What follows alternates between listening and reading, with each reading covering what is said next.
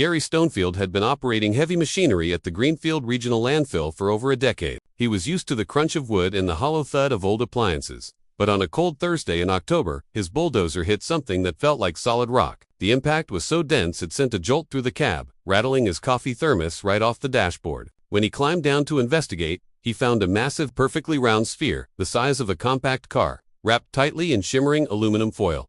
The object was impossibly heavy. It didn't budge when nudged by the heavy blade. Suspicion turned to alarm, and the sector was immediately shut down. A heavy-duty crane had to be brought in to hoist the object. The operator later reported that the mystery sphere weighed nearly 3 tons. At a secure inspection hangar, officials tried to X-ray the object, but the rays couldn't penetrate the dense, compressed layers of metal, fearing hazardous waste or something worse. A hazmat team used industrial saws to cut into the silver shell. Sparks showered the floor as the blades bit through inches of foil. When they finally broke through the metallic skin, the resistance changed. The material underneath was fibrous and colorful. As the lead inspector widened the gap, the room went silent. Inside the 3-ton sphere, compressed into a solid mass, were nearly 1 million scratch-off lottery tickets. The tickets spanned 3 decades. Every single one was a loser.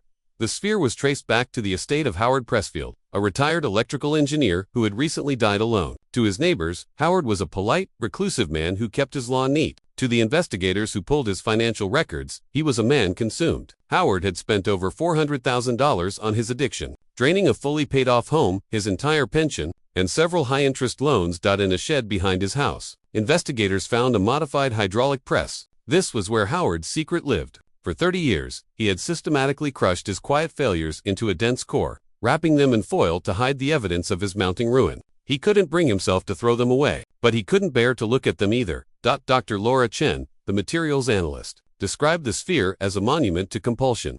Every layer of foil represented a year of concealment. Every ticket inside was a moment of lost hope. In the end, the tickets were destroyed and the house repossessed. Gary, the man who found it, still thinks about that day. He says it was the heaviest thing he ever hit, not just because of the metal and paper, but because of the weight of a life spent waiting for a win that never came. Asterisk, the heaviest thing in that landfill wasn't the metal, it was the secret hidden inside. How far would you go to hide your biggest mistake? Drop A if you want to see more unsolved mysteries and hidden history.